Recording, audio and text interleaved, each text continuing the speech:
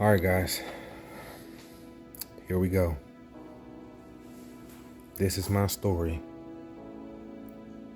of my lust and my addiction to sex and how I overcame. But before we start, I want you to say a prayer to yourself and block anything that might come into your spirit. But I ask that you have an open mind and speak deliverance over your life if this is something that you are dealing with yourself. So, I'm gonna be honest with you guys, this is a very touchy, embarrassing topic for me. But I know this is something that not only young men and women, but people all over the world need help with. So, when I was about 3 years old, 2 or 3, I was introduced to pornography. A family member of mine was very into pornographic videos, and I remember me waking up as a little boy and seeing this family member watching these videos, and ever since I've seen these videos or the video cases or these magazines, I've always had this feeling inside of me that had a desire for sex. And then I had another family member who had a lot of homosexual friends. This family member used to bring these people around me, and this family member would paint my toenails, would tell me things and talk about things to me that entered inside of me that made me curious. One of the first funerals I remember going to was of this family member's friend who died of AIDS because they were homosexual. And I started hanging around a lot of homosexuals. Now, at that time, I didn't know that they had this spirit in them. I just wanted a friend. And then over as time came, these people started to get more comfortable with their sexuality, and then so I got put in that category. I started to experiment with people. I started doing things that I can't take back, but it was so humiliating and embarrassing because I knew it was wrong. I know it's wrong. But me being the person I am, I got in my head and I started to beat myself up about it and started questioning my sexuality. Then, me being someone who was already dealing with mental health, on medications, I kept thinking more and more about it, scared someone was going to find out, scared people were going to talk about me, but where I'm from, word gets out, you know what I mean? And then family starts treating you differently, friends start treating you differently, and that's when I started to really get into the smoking weed and alcohol. Got to college, and I was in the youth ministry in college, and the spirit of homosexuality was all over the place. But that was not my desire. My desire was women. I love women, and I would say things and try to perform acts on women that were sickening. And as I got older, those things kept transpiring on me. And I experimented here, experimented there, and then I became an adult. And I remember I had gotten to this relationship with this woman. And this particular person I'm talking about, I have a video about this person about being deceitful. And this particular person I was with, she dealt with the same things, and she had family members who were very openly with their sexual addiction, with their sexuality. And I moved in with this woman. Now, mind you, I wasn't really doing those things like that. But once I left,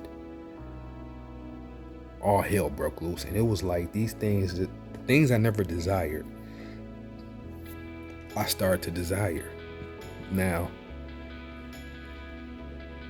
I was one of those guys who would, now, I'm just being honest with you guys, I would be one of those guys who would ask women if I could perform oral sex on them, just so I could get what I wanted.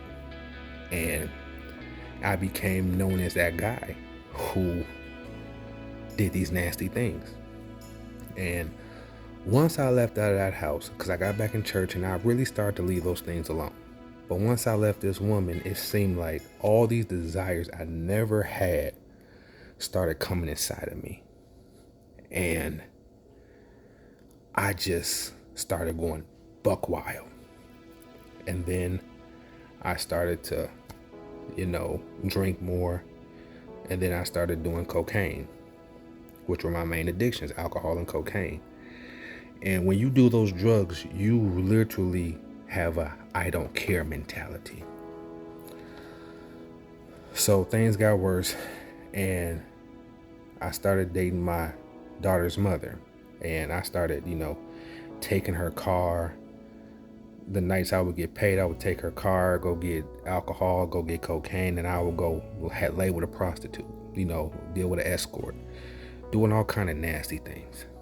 And as I got more and more my alcohol, the more and more I kept doing these things.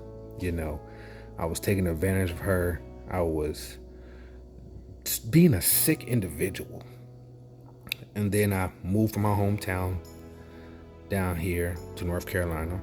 And I remember one night, I was so drunk and so high of cocaine, I was going around asking women if I could pay them to perform oral sex. And then once I woke up, I'm like, man, what is wrong with you, bro? What is wrong with you? And when I would try to tell people about the things I was dealing with, they would give me this look like, dude, what's wrong with you? Like, you're sick, And then I started to feel this way about me. Guys, this is really hard to talk about, but somebody needs to hear this. Somebody is going through the same thing I'm going through. And as I kept doing these drugs, I kept doing the same thing, calling prostitutes, hanging with prostitutes, trying to manipulate women. I was using men, all type of things, man. And I just felt so awfully disgusted about it. And then one day, but before this, but when I was doing these things, I would always tell God, I said, Lord, forgive me for the things I was doing. And I said, Lord, deliver me. Like, Lord, why can't I just be normal? Why am I so nasty? Why am I doing these things? All it's doing is just putting me in a spiritual grave. All it's doing is just hurting the people around me. It can cause all type of stuff, diseases, a bad reputation, just a lot of nasty things, man. And I remember it was just one day I had met up with a prostitute escort, I should say, and I couldn't even do it. Something hit me, it was like, enough. And then I get in my car on my way home and I just started bawling. And I said, Lord, forgive me for these things I've done, because this is not of you. This is not who you made me to be. And I said, Lord, why'd you allow me to do these things? Why'd you allow me to go through this stuff? And I didn't get an answer. So then I started getting into my word. I started reading. And ever since I was a little boy, God made a promise to me. And he told me what I was supposed to be doing in life. But it seemed like all the things I did were blocking me and made it seem like no matter how hard you try to do right, your past is always going to reflect on your future. And I started to believe that. And then I started reading my word, and I started getting security in it. And then I always just kept on thinking about the shame and guilt from my past. And it was literally killing me. It was stressing me out so much. And I said, Lord, why is this thing bothering me? Why am I so fearful? What is going on? And then I heard God say, stand up to it. Stand up to it. I said, Lord, what do you mean stand up to it? So I started meditating, reading the word.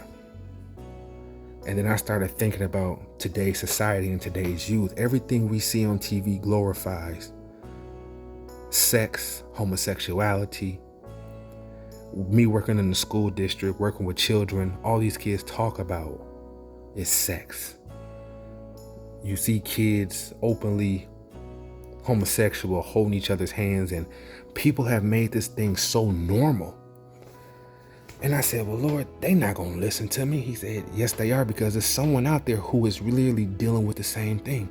There's someone who is bound, but they need someone to speak light so they can come out of this. And I said, Lord, ain't nobody going to listen to me, man. Ain't nobody. He said, why not you? So then I started thinking about being a Christian and being in church. And one thing we do as Christians is we get delivered and then we want to shut the door of our past, which is okay. But who am I to call myself a Christian and sit here and watch my peer go through the same thing I knew God delivered me from? Am I supposed to sit back and just watch them fall? No, you gotta step up and give them your story and let them know if God can do it for me, he can do it for you. And I'm gonna speak to the men. It's time for you guys to put down the lustful acts. It's time for you to stop being ashamed of your past. It's time for you to put the guilt aside, because your past does not reflect your future. And I'm gonna be honest with you, I feel like this is why a lot of women are rising up today in ministry and in society, is because a woman can tell you everything they've done. They were a prostitute, they were lesbian, they did all kind of awful things, but the support from other women helps them build themselves up. But men, we're too scared. We're scared of being exposed. We're scared of people not accepting us in their corner. It's okay for a woman, but if a man says it, they will say, oh no, that spirit still sticks on them. And I really feel like that's why a lot of men have not spoken up, and a lot of chosen ones who are supposed to really be out here doing the will of God can't do it because they're scared of the shame and guilt of their past. And while I was in prayer, I was thinking about, I was like, Lord, if I put this video out, people gonna talk about me, people gonna do this. He said, Zach, I've had people talk about you your whole life. I've had people cut you off. So why are you worried? He said, Zach, you're like a balloon right now. And I'm speaking to you. Some of us are like a balloon, but we have so much weight on us. The weight of people's thoughts, the weight of people's actions, the weight of people is on you. But God said, I'm literally cutting these people out of your life so you can go up. And I'm here to speak to somebody, man. It's time to let go of your past. It's time to let go of the guilt. And it's time to let go of the lust. If you're dealing with these things, you got to go into prayer and ask God to change your heart. A good man's steps are ordered by the Lord. And if you can just get out of where you're at and get out of your head and stop worrying about the shame of your past, God will prepare. He will open the door for you that you can never imagine. Now, there's going to be some people who are going to talk about this. They're going to laugh at this. They're going to say different things to try to bring me down. But at the end of the day, I don't care. I'm used to it. But one thing I can tell you, I love God's people. I love people. And I love seeing people win. I love seeing people in victory. Have I been hurt? Yeah. Have I been talked about? Yeah. But there's no love greater than God's love. And I encourage some of you guys right now to stop the lust. We gotta stop thinking with our pants and start thinking up here. And if you are exposed to some things, it's okay to ask questions. But to the parents and to the grandparents, if you see your child dealing with these things, it didn't just come from them, it came from somewhere else. Some of us like to hide our past, but really, the generations behind you are the ones who are suffering the most from them. And if you don't tell them how God delivered you, then how can you expect this person to be delivered? A lot of you guys have thrown away your loved ones because of your reputation or because of your loved one's actions. But some of you guys right now need to sit someone down and say, hey, look, I've been through what you've been through. I know what you're going through. But if you just put your trust in God and just cut off your flesh and just walk in the spirit, I promise you deliverance is right there. And once you are delivered and once you are sex free, once you are addiction free from alcohol, drugs, your life can be so much better. You can start thinking clearly. But the one thing we will always deal with is the shame and guilt from our past. But God said, lay it all on me. I'm wiping you a clean new slate. Man does not judge you. Man cannot get you to heaven. I can. Man cannot predict your future. I can. Man can deliver you. I can. There's a lot of you right now who've been shut out the churches, who've been shut out your family, who've been shut out your social groups, all because of your past. But God is telling me to tell you that forget those people, because what he's going to do is he's going to get you an on-site friend. Now, a lot of us here have a lot of cousins who come from the gutter. You know, a lot of us are not bougie. You know what I mean? Some of us have some cousins out there who are roughnecks. You know what I mean? But then you act ashamed of them when you with your peers. You see them out in public, you act like you don't know who they are. And then you may tell your friend, well, I'm the one who got away. You know, you may laugh, but let something from your past come up and let you do something that you did. Those people are going to walk away. But let one of those family members find out that somebody's trying to hurt you or somebody's talking about you. You ain't got to say nothing. They going to pull up. Ain't no words. It's going to be on site. Some of you guys need some on-site friends. Some of you guys need some on-site praisers. Some of us need deliverance. This is why I love my friend Charles Toussaint, Apostle Charles Toussaint, because I laid everything down that I was dealing with, and the thing he did was he prayed for me. He prayed for me. And he said, Zach, I know exactly what you're going through. And as I listen to him more and more and more and see what God has done for him, God is faithful. All you gotta do is just speak up and reach your hand out to somebody and tell them, I know what you've been through. Let me help you. Tell them about what God has done for you so God can do it for them. Again, I had to get this video out here. I had to let people know this thing called lust is spiritual death. See, everybody thinks if you don't smoke or drink, you saved.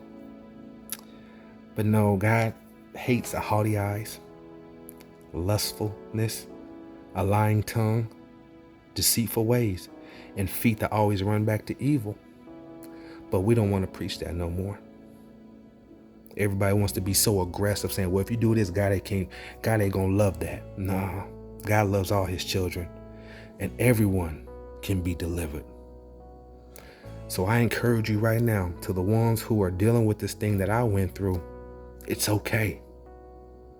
It's okay. But now it's time for you to tell your story so you can help the next one, because the kids that we're dealing with right now are exposed to way worse than what we were exposed to. The things that we know are wrong have become normal in today's society. But it's time for the chosen ones. It's time for our leaders to step up.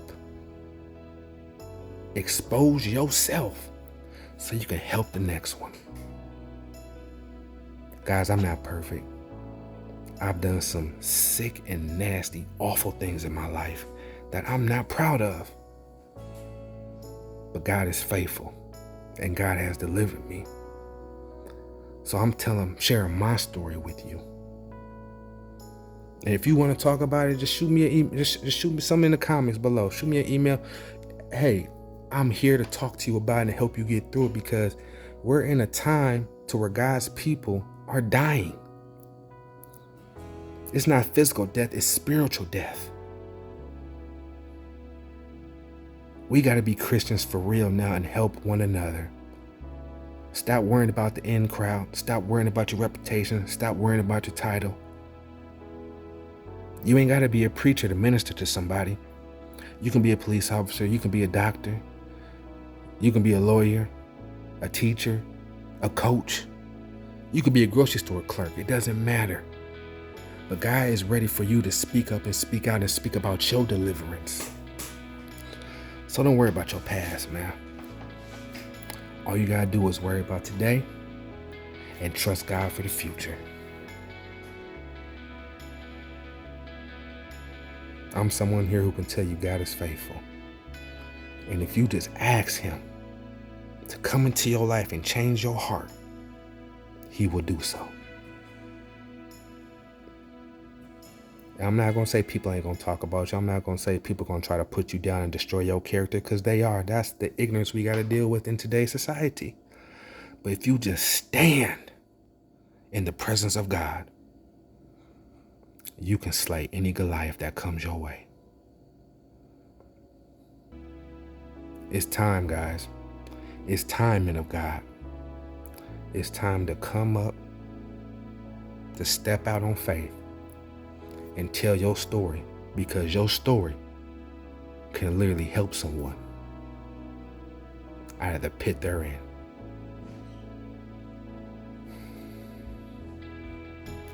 I hope this video blesses someone, and I hope you take into consideration everything I say, because we're in a time to where we need one another. We need our brothers and sisters in Christ. We need deliverance. So guys, step out on faith. Put aside your pride, and let's help someone get delivered like God has delivered you. Go shake the world and make history. And let's make these legends in the making. God bless.